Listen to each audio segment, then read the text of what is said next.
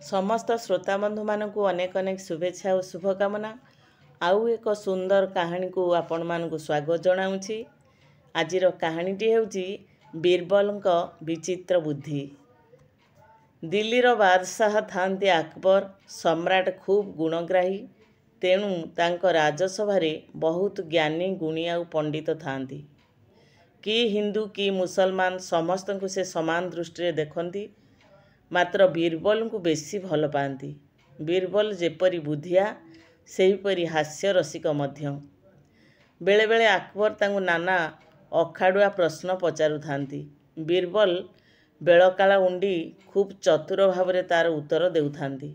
सम्राटक ठारू बहुत टंका पैसा पुरस्कार और पारितोषिक पाती। यह देखि अन्य पंडित मानकर ईर्षा जात है। सेमाने बीरबल को किपरि ठिकणा पाने देवे विचार कले।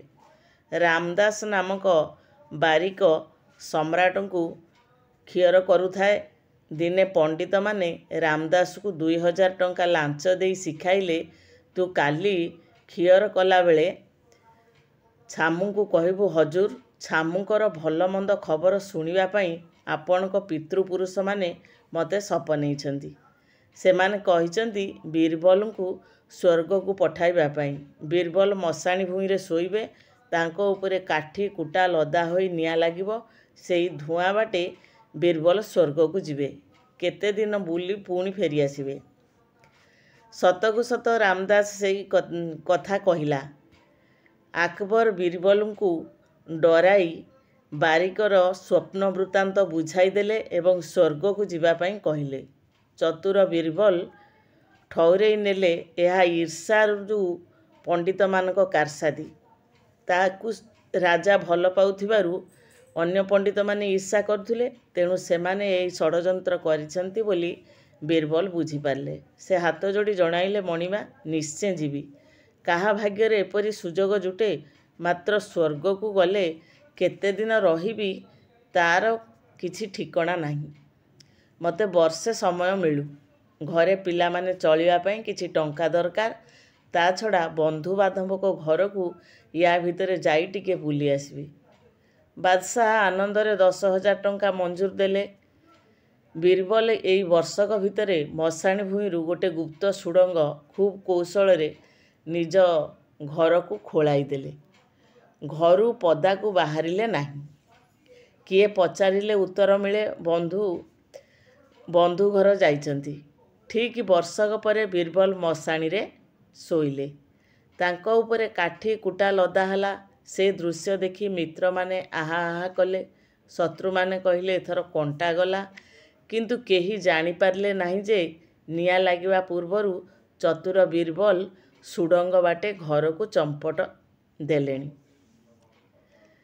दिन पर दिन गड़ी चलिला। बीरबल को न देखी क्रमे बादशाह चिंतित हो पड़िले। कुदिन से पितृपुरुषों भल मंद कहानी केउं दिन शुणिबे, पुणी रसरसिया कथा कही दिलखुश करिबे, एई चिंता सम्राटों मन को ढेर घारिला। हठात दिने देखागला किए जने लंबा दाढ़ी निश रखी बाड़ी खंडिए धरी सम्राटों राजसभा आड़ को आसुची। से जे बीरबल अकबर स्पष्ट चिन्हि पारिले।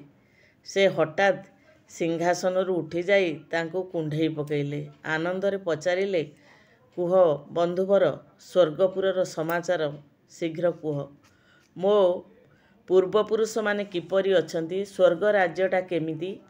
एइभଳି अनेक प्रश्न पचारि बीरबल को घाइला करि पकेइले। बीरबल हाथ जोड़ी जणाइले, मणिमा आम मर्त्य भुवनर हिंसा द्वेष सेठारे नाही। एठाकार राजा माने जेपरि कान कुहांक कथा शुणी कार्य करती, से राज्य भी से कथा नाही। स्वर्गपुर रे सबुदिन बसंत पवन बहुची। सेठी सबुदिन कोइली गीत गाउची।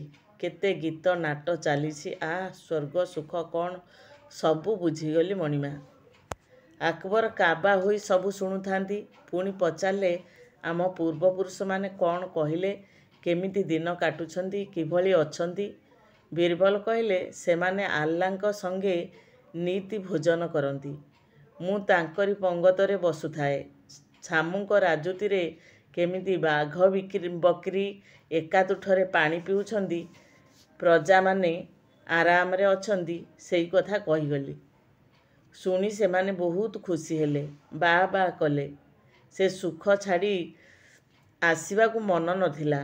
ଖାଲି ହଜୁର ମନେ ପଡ଼ିବାରୁ ସେମାନଙ୍କଠାରୁ ବିଦାୟ ନେଇ ଚାଲି ଆସିଲି। କିନ୍ତୁ ସେମାନେ ବାଦଶାହଙ୍କ ନିକଟକୁ ଏକ ଖବର ପଠାଇଛନ୍ତି। ଖବର? କି ଖବର ବୀରବଲ? ଆକବର ବ୍ୟଗ୍ର ଭାବରେ ପଚାରିଲେ। ହଜୁର, ମୋ ନିଶ ଦାଢ଼ିରୁ ବୁଝିପାରୁନାହାନ୍ତି? ଆପଣଙ୍କ ପୂର୍ବପୁରୁଷମାନଙ୍କର ଦାଢ଼ି ଭୂଇଁରେ ଘୋଷାରି ହେଉଛି। ସେ ବିଚିତ୍ର ରାଜ୍ୟରେ ସବୁ ଅଛି, ମାତ୍ର ଭଣ୍ଡାରୀଟିଏ ନାହିଁ। ସେମାନେ କାନେ କାନେ କହିଛନ୍ତି ବାଦଶାହଙ୍କୁ କହି ଶୀଘ୍ର ରାମଦାସକୁ ପଠାଇଦେବ। ସମ୍ରାଟଙ୍କ ଆଦେଶ ପାଳିତ ହେଲା। ବୀରବଲଙ୍କ ପ୍ରସ୍ତାବ ଅନୁସାରେ ରାମଦାସକୁ ମଶାଣିରେ ଶୁଆଇ ତା ଉପରେ କାଠ କୁଟା ଲଦା ହେଲା। ସ୍ୱୟଂ ବୀରବଲ ନିଆଁ ଲଗାଇଦେଲେ। ମାନୁଆ, ରାନୁଆ, ଟିପଣା, ଲିପଣା ପ୍ରଭୃତି ଶିଶୁମାନେ କୁହାକୁହି ହେଲେ, ଧୂଆଁ ବାଟେ କ'ଣ ସତରେ ସ୍ୱର୍ଗକୁ ଯାଆନ୍ତି? ରାମଦାସର ଚାକିରିରେ ନୂଆ ବାରିକ ନିଯୁକ୍ତ ହେଲା। ଦାସେ ମର୍ତ୍ତ୍ୟକୁ ଫେରିବାର କେହି ଦେଖିଲେ ନାହିଁ। ତେଣୁ ଯେ ପାଞ୍ଚେ ପରମନ୍ଦ, ତା ମନ୍ଦ ପାଞ୍ଚନ୍ତି ଗୋବିନ୍ଦ। ଅନ୍ୟର ବୁଦ୍ଧିର ଶିକ୍ଷାରେ ପଡ଼ି ରାମଦାସ ନାମକ ବାରିକ ଯେଉଁ ରାଜାକୁ କୁମନ୍ତ୍ରଣା ଦେଲା, ନିଜେ ସେହି ଖାଲରେ ପଡ଼ିଲା। ତେଣୁ ରାଜା ଅନ୍ଧ, ପାଣି ଅନ୍ଧ, ବୁଝିଥିବ ଯେବେ, ରାଜା ରାଇଜରେ ଚଳି ପାରିବ ହେ ତେବେ। ବୁଦ୍ଧି ବଳେ ବୀରବଲ ଗଲେ ସିନା ବଞ୍ଚି, ମଲା କିନ୍ତୁ ରାମଦାସ ପରମନ୍ଦ ପାଞ୍ଚି।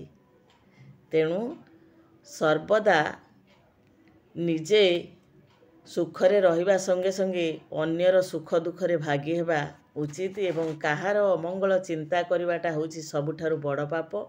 ଯିଏ ଅନ୍ୟର ମନ୍ଦ ପାଞ୍ଚେ, ତା ପାଇଁ ଭଗବାନ ଗୋଟେ ଖାତ ଖୋଳି ଦିଅନ୍ତି। ତେଣୁ ପର ଉପକାର କାର ନ କରି ପାରିଲେ ଅପକାର କାର କରନା, ପ୍ରଶଂସା କାହାର ନ କରିଲ ନାହିଁ, ନିନ୍ଦା କାହାରି ଗାଅନା। ଏହି ଉପଦେଶ ସହିତ ଆଜିର କାହାଣୀକୁ ଏଇଠି ରଖୁଛି। ଧନ୍ୟବାଦ।